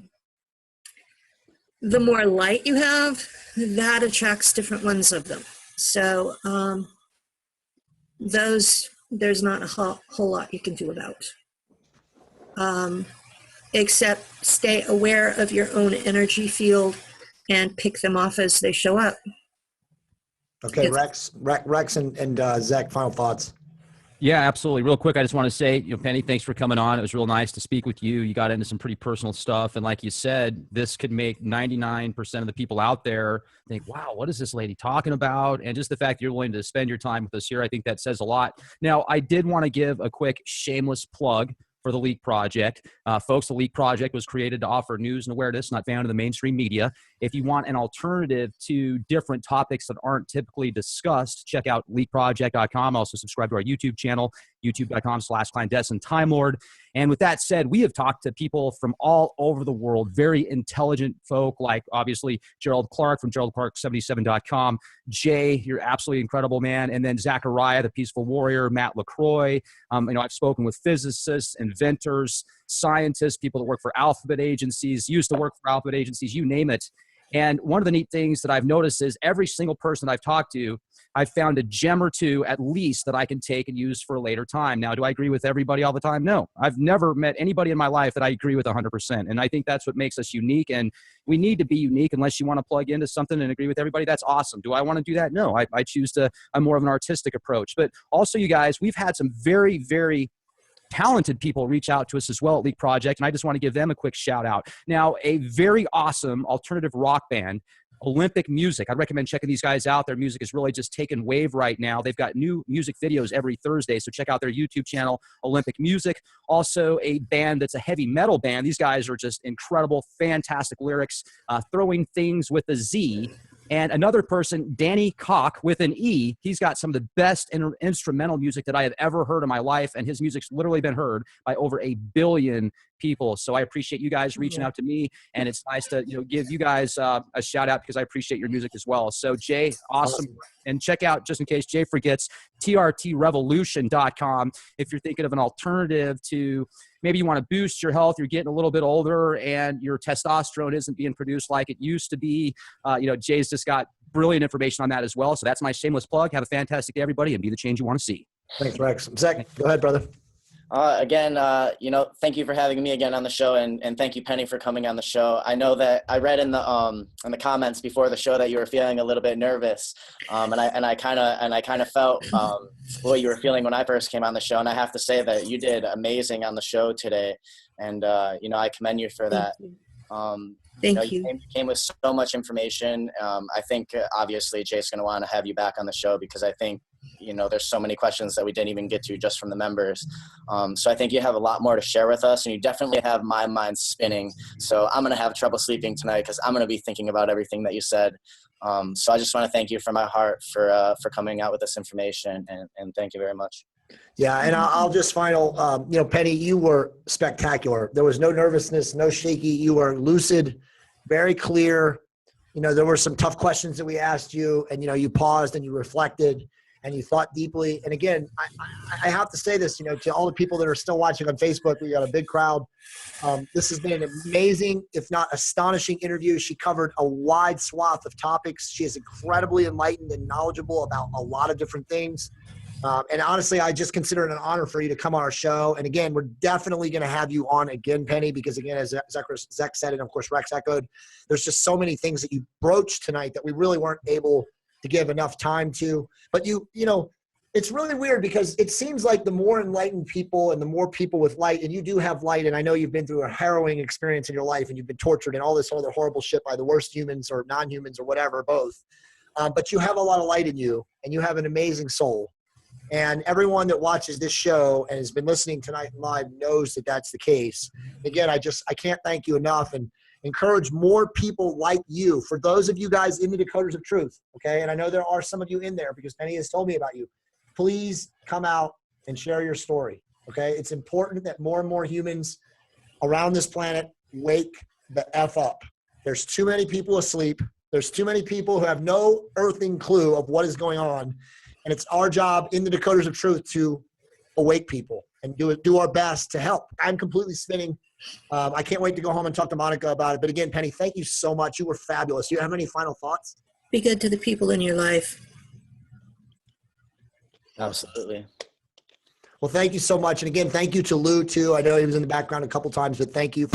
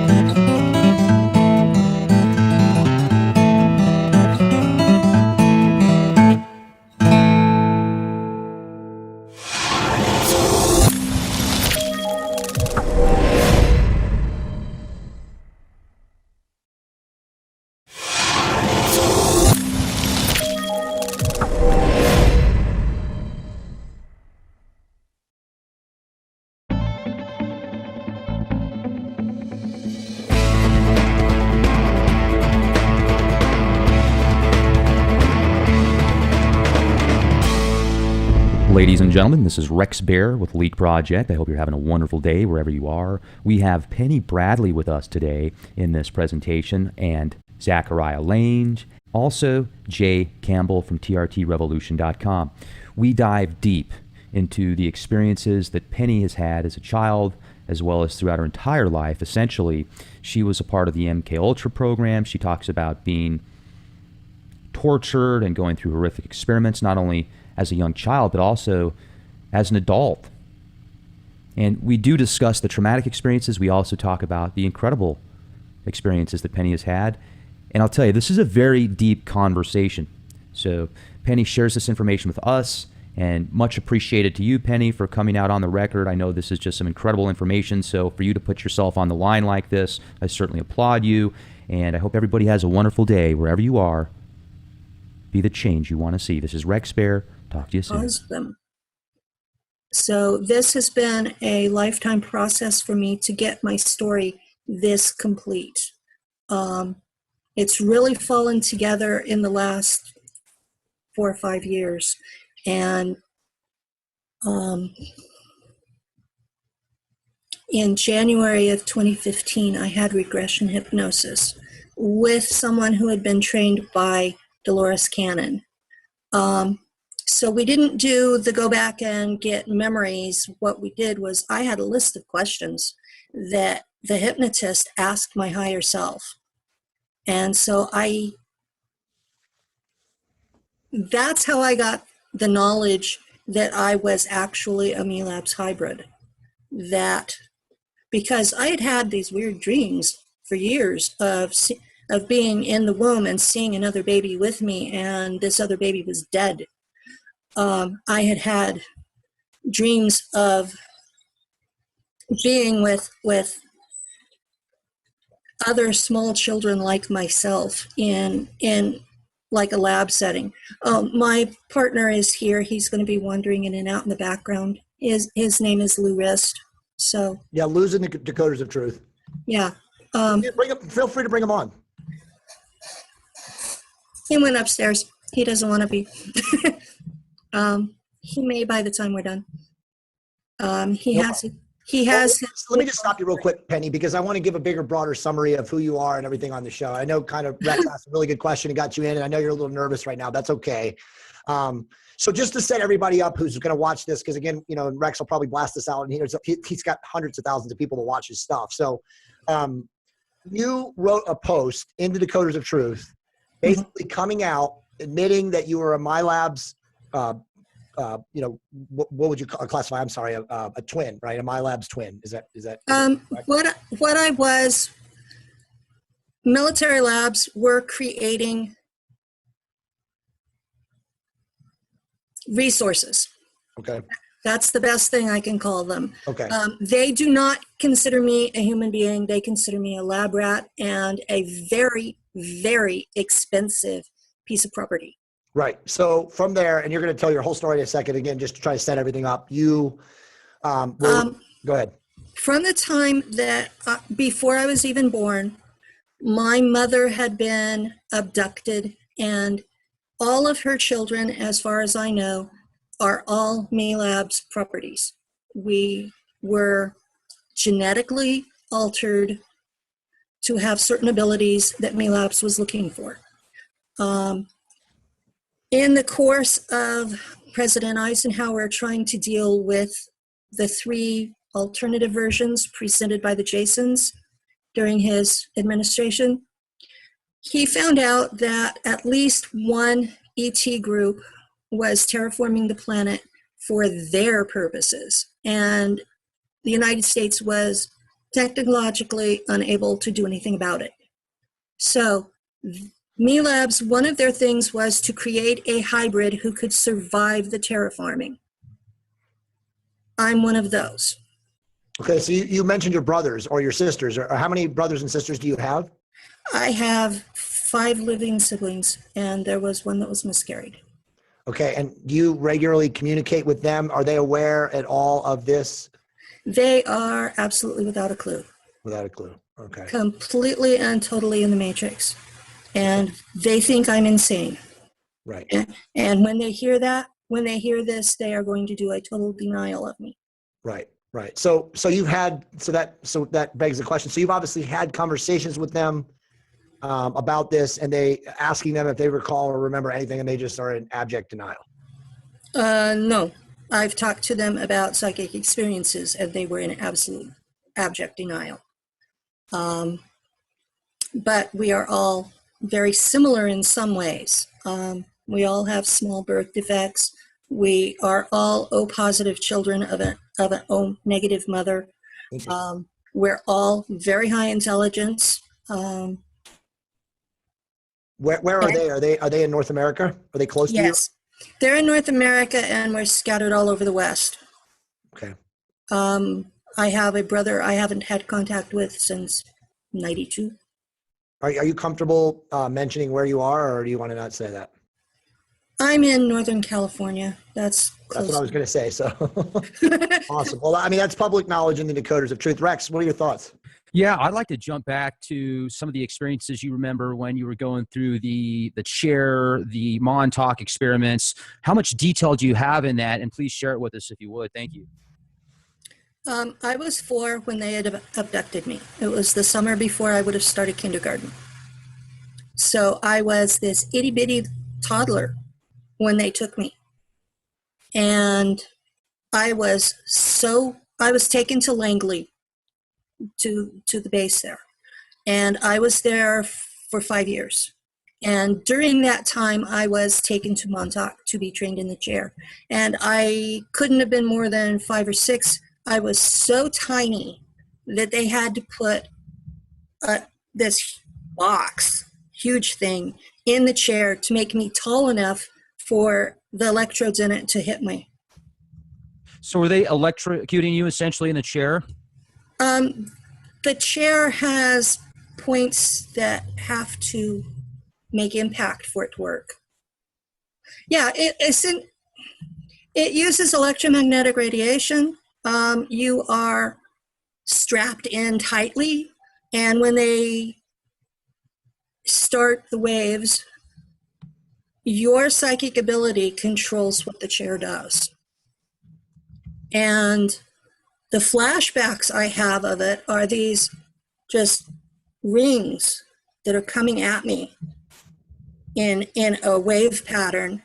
And in the center, I can see the target where I'm going.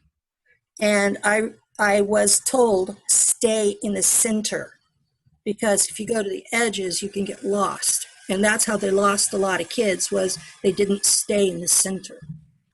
Where did they take you? For the first place you remember going? I remember going to a place in the late 1800s, and I wasn't there very long, but it was what we today would call a grocery store. And on the outside, they had these wooden baskets, bushel baskets full of apples, and they had them stacked, really pretty.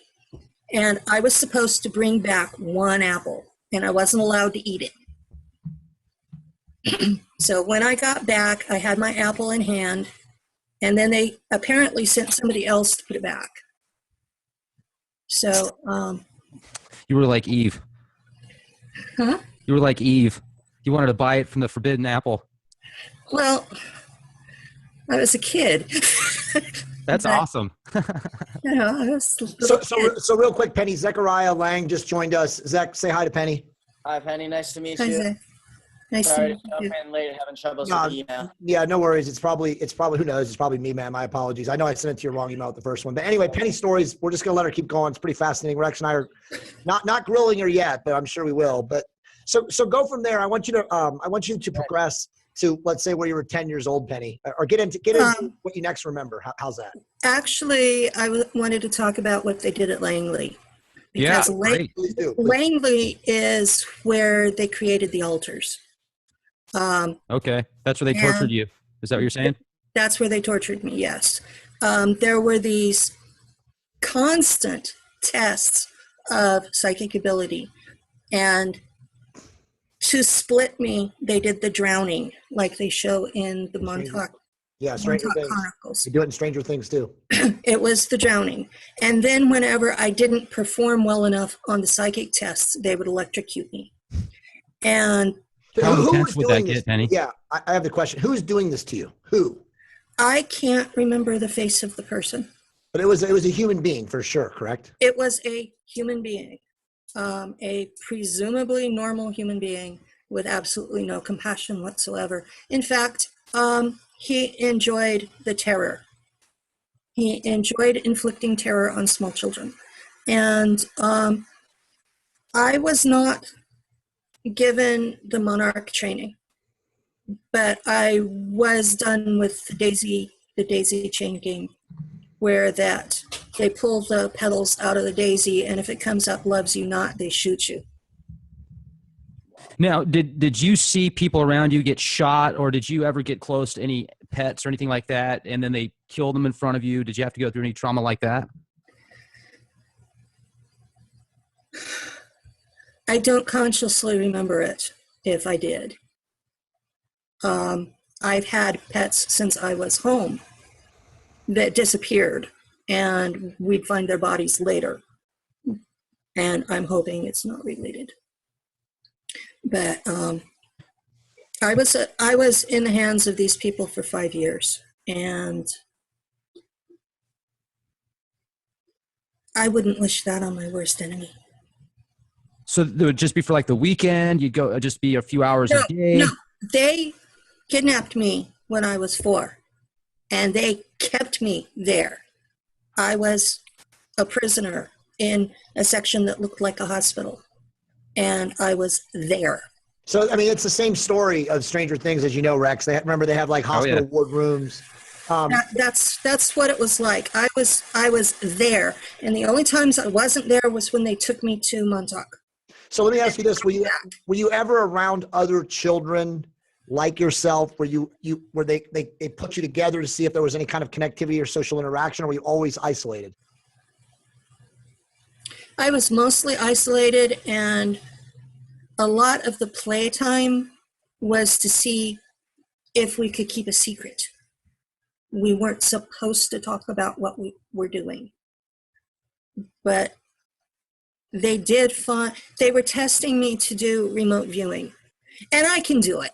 I'm just not good at it. I don't get the clear picture that some of the other kids got. So I got electrocuted a lot.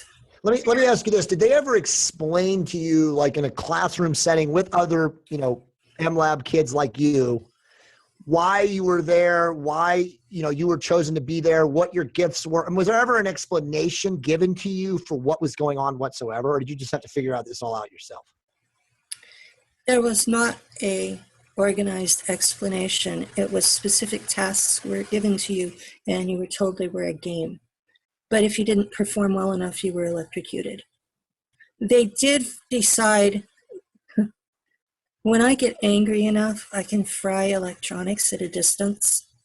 And I'm really a lot like Olivia in Fringe. So I tend to identify with that series. And no, I've not seen Stranger Things. So, Let me jump in if I can real quick. I was just going to ask about the games that they told you to play. You said they tried to get you to do remote viewing. You weren't very good at it, and sometimes they would shock you. Can you tell us about these situations? Just give us a description. I mean, paint the picture for us, if you would. I was in a room that was very antiseptic and white walls and lots of bright light over the table, and I would be shown photographs of places or people, or I would be given coordinates from a map and not shown the map and told to draw what I saw.